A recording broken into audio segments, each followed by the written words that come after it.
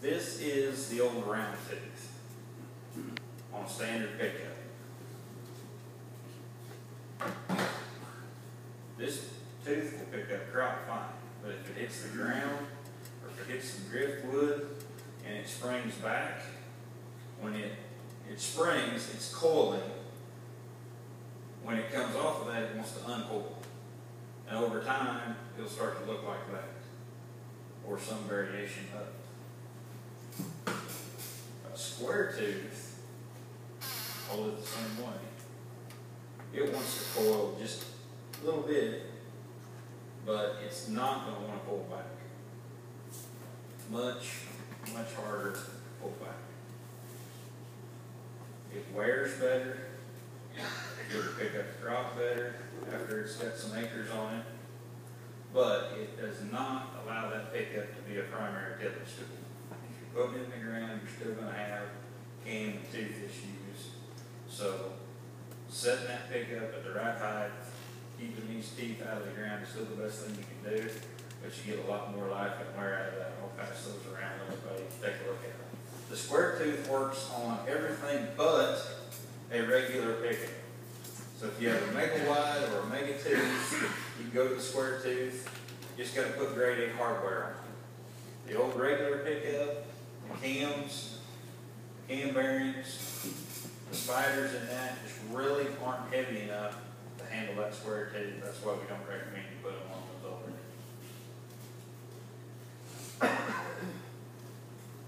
Again, so we can go all the way back to a 9Series as long as it's a mega tooth and any of your mega wires. Spiral rotor feeding system.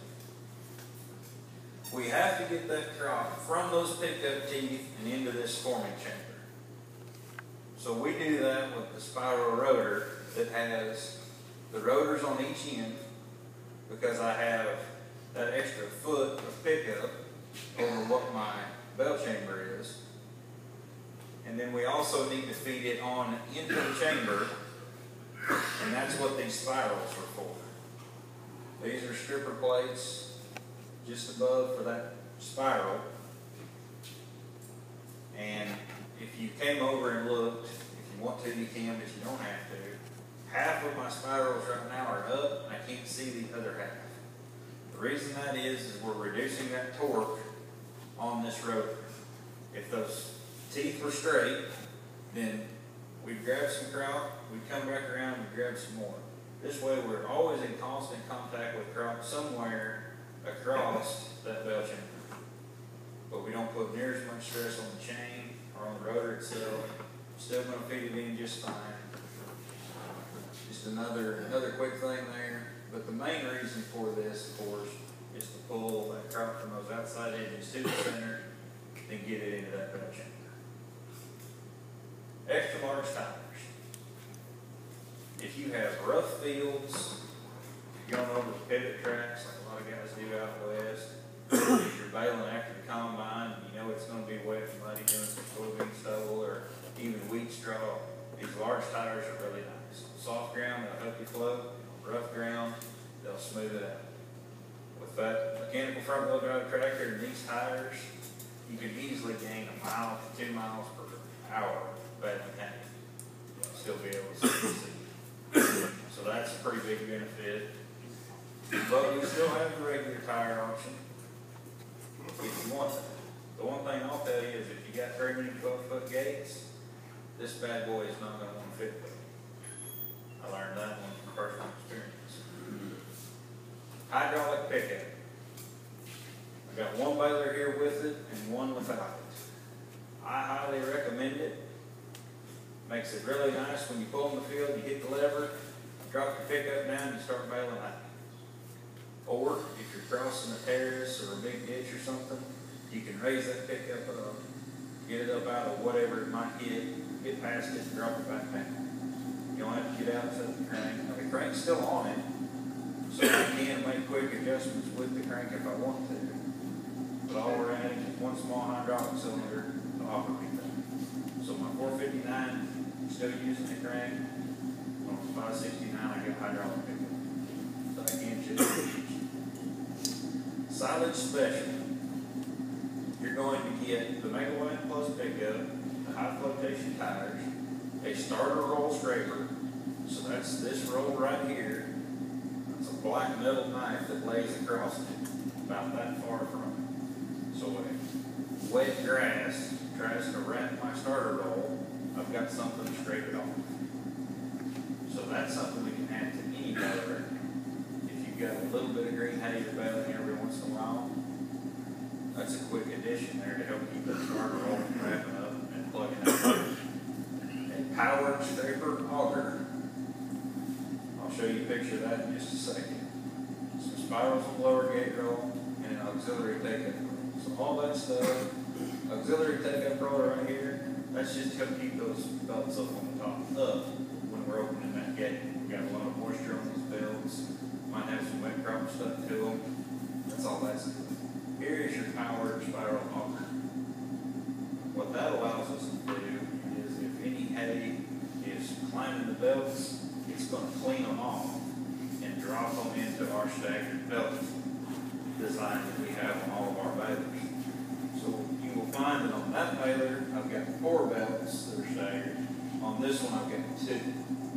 And when the hay starts to climb those belts, it's going to drop out and it'll stagger right back on top of the window. That's why that's in there. If you didn't know what you do. But if we put that powered auger in there, it'll clean the belts off. And if you ever have a 4-foot wide baler like this, that even dry hay is climbing those belts and packing at the top, that auger will take care of that problem.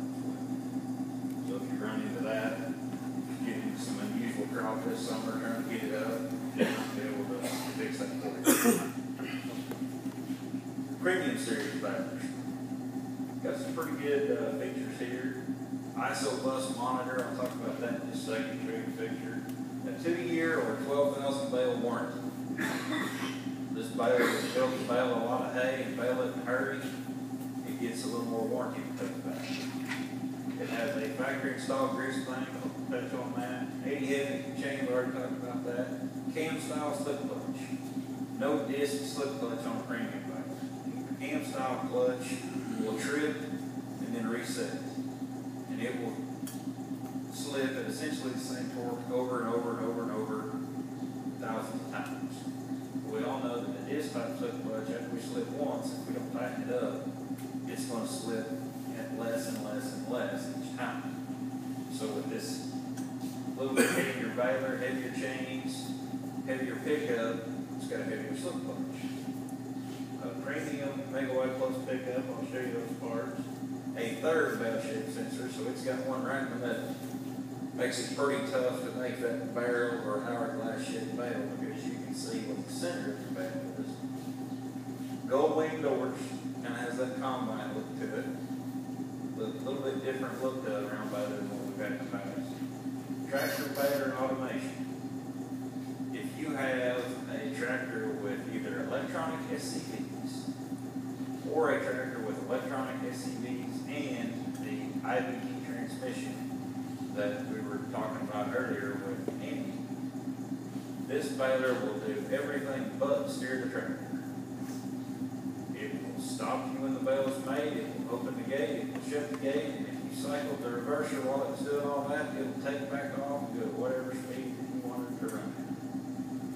Now, I didn't know what to think about that until I ran one, and I've baled quite a bit of hay, grew up on a dairy farm, and got my teeth on a red tractor. And after baling with this, I can see where if I was baling on my hay, it would be a great feature. And I'll talk a little bit more about that as we go through. You only get that on premium baler as well. Heavier cams, heavier spiders, heavier cam bearings. Here's the cam in an 8 or a regular 9-series. Here's the cam bearing. On the premium, this cam bearing is about 3 times larger, and this cam is about half an inch bigger than this one. Put it into perspective based off what you're seeing on the slide. The entire pickup is beefed up because we're going to bale more hay, we're going to bale it faster. We've got to get it fed into the baler. Grease bank. On either side of the baler, go to the grease bank, put your grease gun on it, it's got the tubes going to wherever that zerk is. So we're trying to make it fast for those guys that have a lot of hay bale, and they just want to get to the field, service that baler, get on out there. Third bell shape sensor, and you'll notice that monitor is looking a little bit different than what we showed you earlier. This is going to use our 1800, 2600, or 2630 Green Star monitor. So whatever everybody uses for auto track, we're now going to use the bell height. Or we can use the command center display in the tractor like we have here on this 6 Cam style clutch. Variable core, I didn't touch on that earlier. This solenoid right here is a variable core option. It's standard on a premium baler, but it's an option on either of these balers that you see here.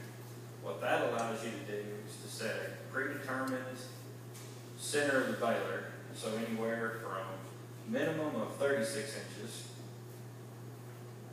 out to 4 inches within the outside diameter of the baler. So let's say you're making a 60-inch baler. You could make it variable core out to 56 inches of that baler. That's going to set it at about 1200 psi. It's going to make a softer center. So if you're having trouble spearing the center of your bales because they're too tight, or you've got some older cows, broken mouth cows, what I grew up hearing called as, and they can't eat those real tight John Deere bales. I've heard some guys complain about that. This variable core option will let you make that softer center, and it can make it easier to start a bale in some really tough grounds. So it has some advantages to it. There's your 3 displays, as well as that armrest display. And you can work in competitive tractors, not that I want anybody to have one of those, but if they have an ISO bus monitor in them, whether it be a red, orange, blue tractor, then we can hook up to those. Do you need a brand new tractor? No, you do not. I can put a harness in that 4440 that's sitting right over here, put one of those monitors I just showed you in it, and go to the field with bell height. Now, it's not going to stop the tractor. It's not going to operate the gate for me, because it doesn't have the ability to do that. But I can pull a premium baler with an older tractor. Here's a couple of examples of what that would look like on that competitive display. And if you've got the non-premium baler, it's still the Bell Track Pro monitor that we've had for about the last 12 years. Tractor baler automation, it needs to be a 30 series or newer tractor, and then it depends on if it has electronic SCVs, or if it's Green Star ready, if it's got an IVT, on exactly how much you're going to be able to do. But you can talk to Carney or Andy and they can help you figure that one out. Side sheet enhancement kit. I like to bring this one up because for the 6-foot-tall balers, whether it be a 5-wide or 4-wide, we now have a side sheet liner that we can put in here. So if you've got a baler that either has worn out side sheets, or you're buying a brand new one and you want to go ahead and put those in, let them wear through. That way when you're either trading balers or 5 years down the road and you wear through that liner, you've got another brand new side sheet to start over with. So that's a nice feature that we've added. 4 liners. So for your gate, as well as the front and main frame of your baler. Cover edge net wrap. This is where I'm actually going to ask Andy to come and lower the gate on the tractor. And we'll get everybody up and we're going to talk about net wrap.